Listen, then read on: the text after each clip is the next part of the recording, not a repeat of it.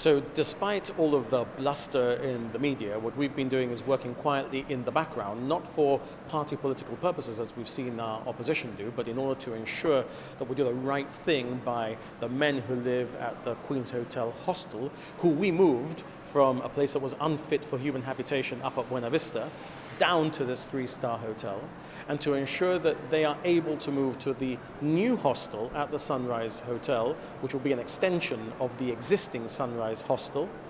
by the time it's completed, but not before. Now, there were contractual issues here with the developers who have won the site at tender.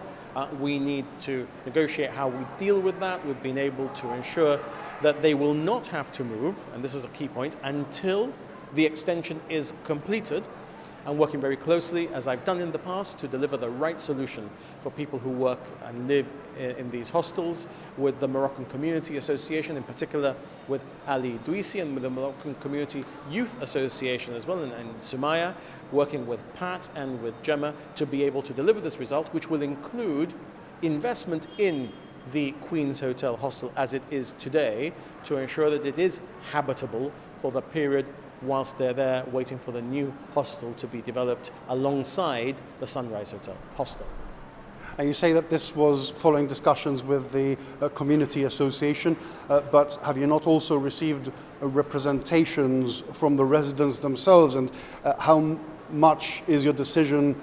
swayed by the representations made by Action for Housing? Well, not at all swayed by those who have been making public pronouncements but not engaging privately with the government. I mean,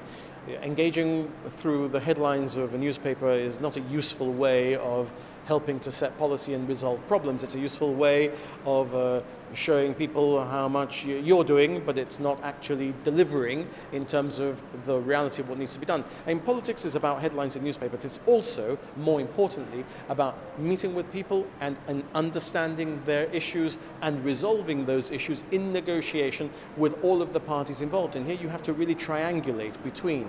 those who represent the people who are in the hostel, genuinely represent them, not pretend to represent them for the purposes of gaining party political points, understanding what those issues really are, many of which it is not helpful to ventilate in the media because they involve matters which affect Gibraltar PLC for all of us, and then engaging with developers, negotiating contracts, ensuring that you're able to deliver in that way. So the work that the Moroccan Community Association has done away from the headlines is the work that has enabled us to be able to resolve matters in this way.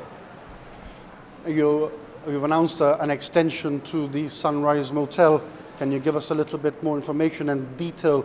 as to what that will entail? Well, you'll be able to see all of the detail because the plans will soon be published. The works, which we hope will be finished within 18 months, will provide for the very best accommodation. There'll be the new hostel, which will be alongside one of the existing already very good hostels at the Sunrise, and it will provide a very dignified environment for people to be able to live when they need to live there because they're working in Gibraltar. And indeed, we have the historic issues of people who have been